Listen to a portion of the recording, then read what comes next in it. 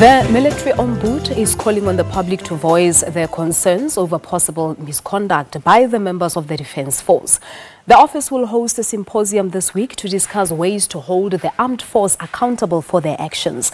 But to discuss this further, we now joined from our studios in Pretoria by the Ombud himself, Lieutenant General Themba Matanzima. Good morning to you. Thank you so much for joining us here on Morning Live. Good morning, Palisa, and good morning to your viewers. Thank you so much indeed for your time, Lieutenant. I would imagine many people are not even aware of your office. Just school us a little bit on your office, its mandate and the purpose thereof. Thank you very much. The Office of the Military Ombud was established in terms of section, number 4 of 2012. And it was established in 2012. The purpose of the office is to deal with complaints from SANDF members as well as former members of the Defence Force. Members of the public are also given an opportunity to lodge their complaints if they have issues with the military during the conduct of official duties. That is the main purpose of the office. All right. And of course, this is an independent body, but talk to us about your powers. How far can you go as the Military Ombud in terms of the cases that you deal with? As indicated, the office is established in terms of the Act, and we conduct these investigations. As soon as we finalize those investigations, they will be submitted to the Office of the Minister. The Minister, if she is content, she will then give the directive to the Chief of the Defence Force to implement those recommendations and findings. But the office is powerful. The office can summon anybody with documents, with information to come and present to the investigators or the Military Ombud so that those can be dealt with according to law. All right, so you're basically saying the recommendations that you provide are compulsory for implementation? Yes, the findings and recommendations, as soon as we finalize those, we submit to the minister, and the minister will instruct the chief to implement. They are final as far as we are concerned. We have submitted many recommendations to the minister, and she has accepted almost all those recommendations. We have no issues that are still pending. Those which are pending are only for implementation by the service chiefs in the military. All right. And you're also empowered to investigate complaints by the Defence Force relating to their conditions of service. What kind of complaints do you usually receive in relation to this one? Members of the Defence Force are entitled to lodge complaints with regard to their promotions if they are not happy with the promotions, unfair dismissal, and all those issues that are lodged by members of the Defence Force or former members of the Defence Force are then dealt with by the office. Some of these issues relate to conditions of service, and these conditions of service are in terms of Section 1 of the Defence Act. They may complain about unfair termination of service, unfair transfers, demotions, salaries, and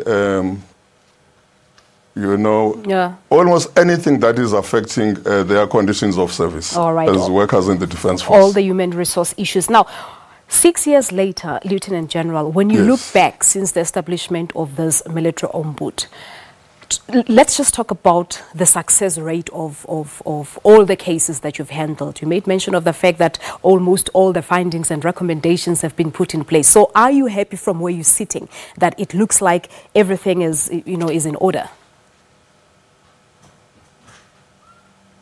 Yes, Palisa, I'm happy with the operations of the office.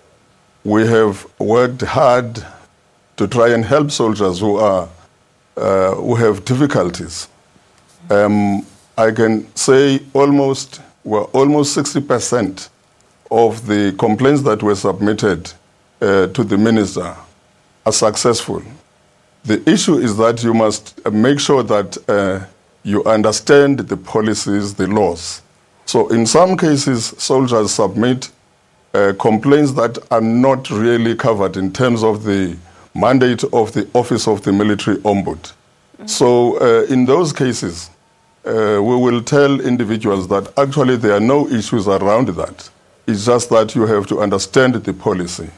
Palisa, the office is new. So we have conducted outreach programs to make sure that we visit all the military bases to explain the modus operandi. So some soldiers don't understand, some soldiers, but majority of them now understand. We also explain to civilians the members, the mandate of the office with regard to complaints that may be coming from them with regard to official conduct of soldiers. All right. As you say that you've visited many military bases, what are the common concerns that you've gathered thus far from all the bases you've been to? The main areas around promotions.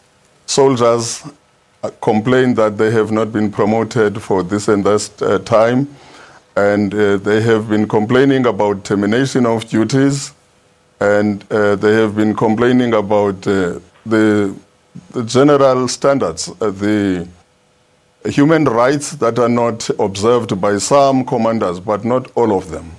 So they are complaining about those things, about the lack of access to some information. They're complaining about demotions. They continue to be charged if they have, they find themselves on the wrong side of the law. All right. Now, how relevant is the military? Mainly is the promotions and career. Okay. Personal development, I believe. But how relevant is the military in everyday living in our communities? Yes. And what cases of misconduct against the public have you addressed thus far? Talking about the symposium, of course, that's also scheduled to take place at the end of the month. A very quick one. And the members of the public, sometimes they get in touch with soldiers during operations. They may be conducting cordon and search and helping the police, and also roadblocks. If they feel that they were treated badly or wrongly, they were insulted by soldiers while they were doing their duties, they have a right to come and report to us.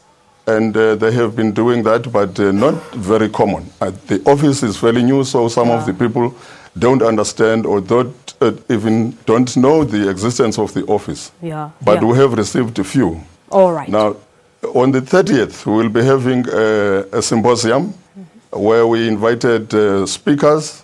The main speaker will be retired Judge Bernard Ngwepe, who will lead us in understanding the role of the military ombud so that people can discuss that. We have invited other eloquent speakers to help us understand the roles of the Office of the Military Ombud and how to enhance that role so that it can benefit the communities, the soldiers, and other people. All right, Lieutenant General, we'll have... So we'll be having that symposium on the 30th. On the 30th. All right. We have to leave it at that. The venue for that is Velmo Erasmus. Okay. All right. Thank you so much. Thank you very much. All right. Lieutenant General Themba Matanzima is the military ombud, of course, talking to us about the office and its mandate, but most importantly, the symposium that's taking place on the 30th of May.